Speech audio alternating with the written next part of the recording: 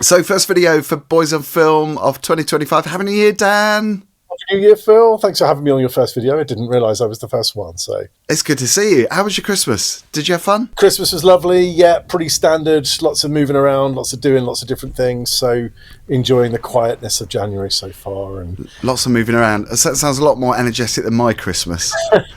yeah, just lots of like visits and places to go, which is lovely. But it's only afterwards you think, actually, I'm done with that. So today we're talking about The Damned, which is a thriller, mystery, horror movie directed by Thordur Palsson, who, I don't know if you saw this, the Valhalla Murders came out, it was on BBC, I think, a few years ago. I seem to remember watching it. I didn't have much knowledge of many of the filmmakers or a lot of the cast, actually. There were a few people I recognised. Okay. It's a bit of an unknown for me. And officially, although I saw Nosferatu last week, that is officially a 2024 horror film. So The Damned is like my first horror film of 2025, which is excellent. Kind of cool. Yeah, or is it?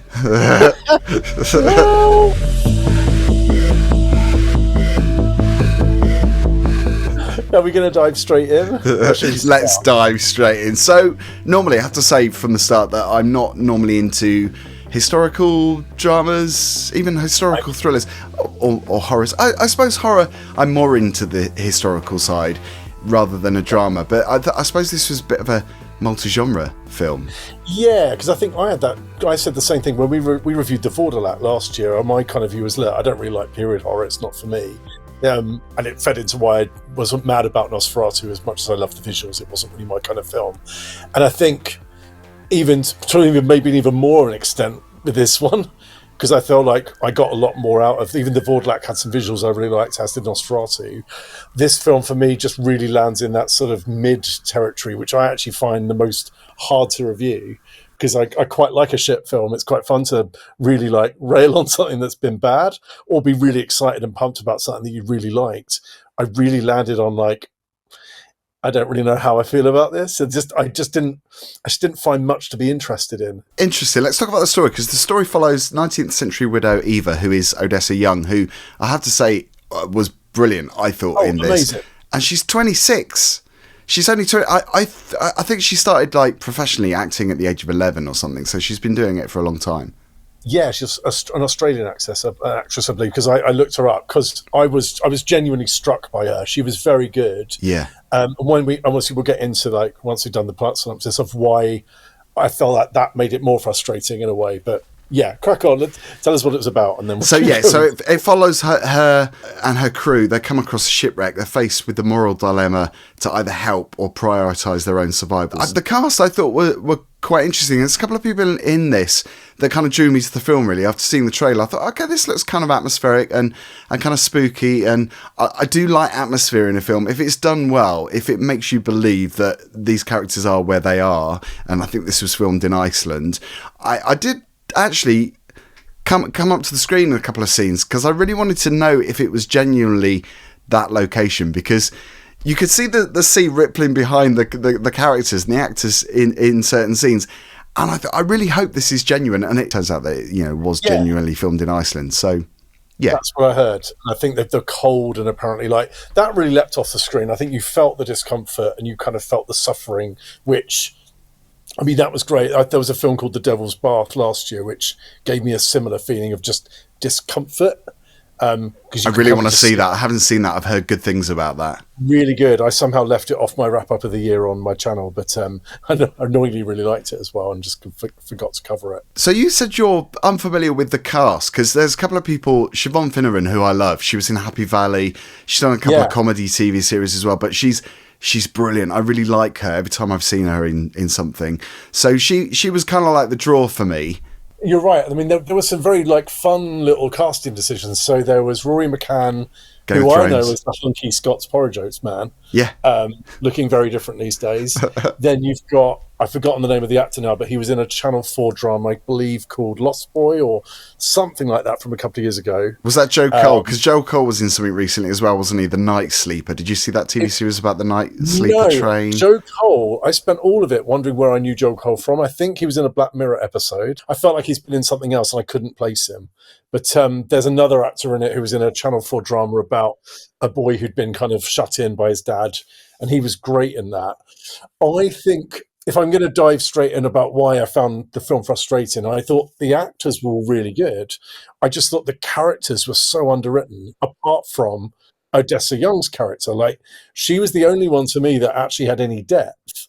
I just didn't get a lot of backstory or reasons to care about anyone else in the cast. Do you know what? I think there might be a reason for that, because my main gripe with the film, not that it's a gripe because I did enjoy it, but I think it was a very minimal story.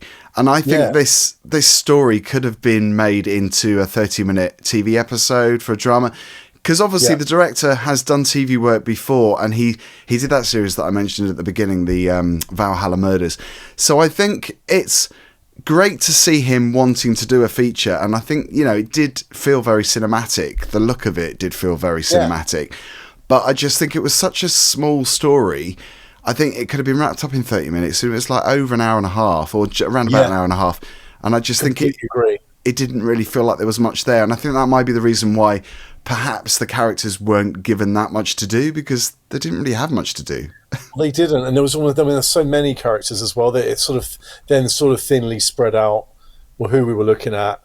Because I mean, it was quite good. There was lots of like interesting actors and stuff. There was a guy from EastEnders from way back when. Yeah. And the problem is, it started to prompt me to think, I'll start looking up actors rather than actually watch it, because I lost interest. And for a film that was like less than 90 minutes, I was wiggling my mouse halfway through because it was a screener, and like being like, when's this gonna finish?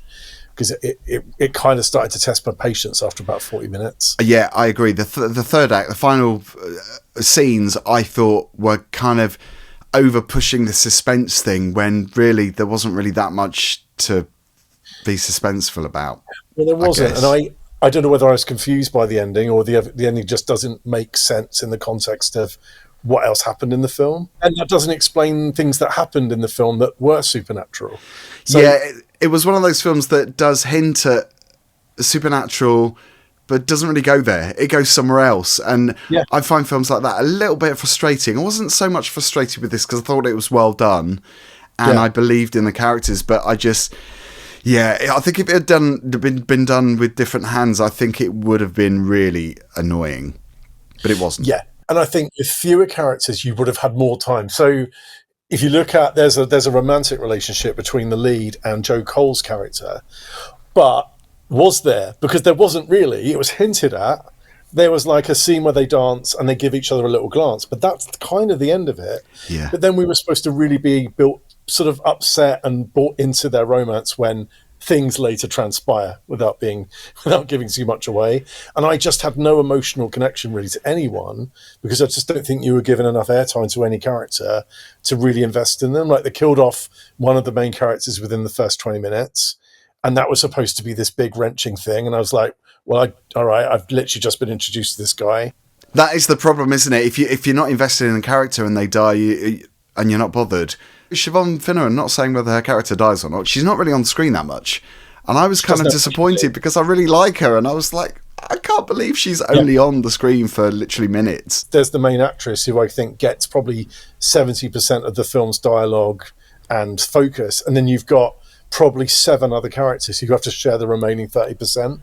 And it's just then, like you said, not enough to really kind of care what transpires to any of them, which is kind of, it's sad because they're good actors, and like you say, it was really well shot, and they've obviously gone to trouble to go and film in a really like good location, and they kind of secured all that. So whether they make it a shorter film or they just make it a trimmed down story, which they could easily have done, I actually felt more emotional connection to the ship that was sinking. So in the film, that was so brilliantly done, and I thought it was kind of creepy. There was some really creepy moments during that first half. And like you say, the ship going down, and you're wondering why that's happened. And obviously they investigate. There were moments you couldn't see much. And that was obviously deliberate, because the focus was on them in their boat. I guess you can see to an arm's length.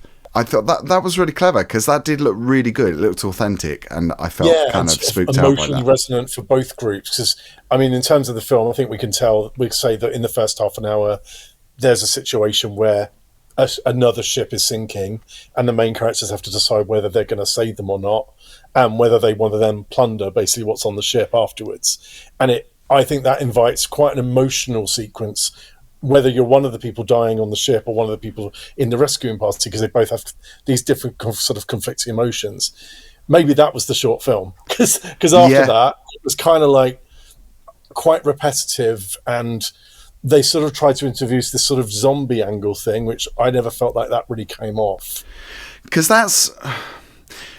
bits of it did remind me of other more successful horror films, particularly The Thing, John Carpenter, and perhaps The Fog as well.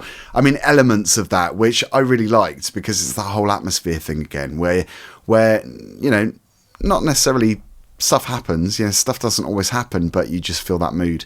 And I really liked the mood. And I guess it's come from a good place as well, because the director, Thordur Palsson, is from Iceland, and he wanted to kind of show, I suppose, his interest in mythology and that whole kind of folklore thing, which I liked again. But like I say, there was just not that much there. Yeah, it just wasn't much to latch onto to kind of hook you in, and there was no suspense for me. It was just kind of like waiting for it to kind of end, unfortunately, because I just thought I don't really mind or care what happens at this point. Yeah, it's a shame. So star rating, I'm guessing you're going to go below the average mark then. You're going to be... I'm probably going to have to say a 2 then, because 3 just feels like over average for me. Yeah, I'm going with 3 because I thought the cast did a really good job with what they had. I liked the atmosphere. I thought it was really beautifully shot. And, certain scenes I did find creepy. I just thought it was... I'm not going to say baggy, because baggy, I think there's a lot you could chop out. And I liked what they did with it, but I just think it did feel more like a 30-minute TV episode. Yeah. Or it could have been a 30-minute. It's difficult. I reviewed Nosferatu last week, and I really wrestled with how I felt about that. And it's sort of similar with this. It's not a bad film. It's just not much to it. Yeah. There are films that I saw last year that I would have given a 4 or a 2 out of 5, 4 out of 10 that I thought were genuinely bad. This isn't bad. I just found it so unengaging that it's kind of like it just passed me by. It's the sort of thing I would have liked to watched on TV over Christmas, like Christmas Eve. They have ghost stories on Christmas Eve. It's that kind of thing. Yes. Obviously set in Iceland as opposed to like a British ghost story. Yeah, it's that kind of thing that I would have enjoyed if it was shorter. Yeah, but I just think it was stretched. Yeah, and that's my main issue with it, really, because I think everything else was okay. It's just the story was quite minimal. I think there are people out there I've seen people that think this is amazing, and they think it's an amazing start to 2025. Same with Nosferatu. People are like, best film of last year, and I'm like, God, the emotion that The Substance got for me last year, that leaving the cinema with that real high of energy. I just didn't have that with Nosferatu at all. No, you have to have that connection. I watched The Substance again over Christmas, and I thought it was, again, superb. Like the first time I saw it, I saw little bits that I hadn't noticed in the first time I saw it, and it's just, it was so enjoyable. Yeah, even on the second time. I watched it with my mum and dad on Boxing Day, which is I love that. I saw you posting about that. What did they think of it? They loved it. I mean, they were really into it. And my dad loved the sort of cinematography of it. My mum loved the message. It was funny. They both sort of had their own little thoughts. But, your parents seem very cool. They're very cool. I mean, we watched various films over the years that they've been like, all right, thanks for that. But amazing. Tastemakers they are. Yeah, the year before last we watched Saltburn together, so you can imagine. Wow! Oh my God, I couldn't have even imagined watching that with my brother, let alone my parents. Oh, they enjoyed it. They're a good bunch. But again, with this, it's not the kind of film I would recommend to anyone, because I just can't imagine. As I said, some people will love it. It's just not for me. So yeah, I think if you like an atmospheric chiller, I think you might get something out of it, but like I said, there's not that much to it. But yeah, I thought it was okay. I didn't think it was amazing, but I didn't dislike it either. I would have said 2.5 and made it a 5 out of 10. Purely on, like, it looked nice, it was well acted, it just wasn't particularly fun. It's in the cinemas, 10th of January. So if you are going to go check it out, leave a comment down below. By the way, Dan, we'll stick a link down for your review of Nosferatu.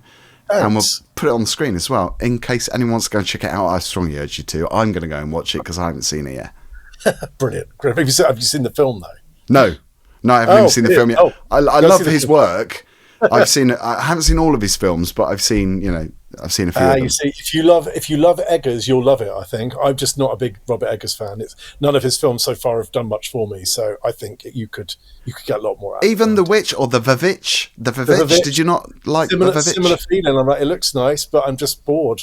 Okay. It's just something that I just didn't connect with. And The Lighthouse is another whole kettle of fish, because that went over my head. Like, made me just feel like maybe I'm just stupid because I don't get what's going on here at all. So controversial. Well, it's good to see you, and hopefully we'll hook up soon. I know we've got some very exciting things coming out in the new year. It's a very cool year for horror already. Like, there's some really exciting stuff coming. So Bring it on. lots more good stuff to come. See you soon. Thanks for watching, everyone, and Happy New Year. See you soon. Thanks all.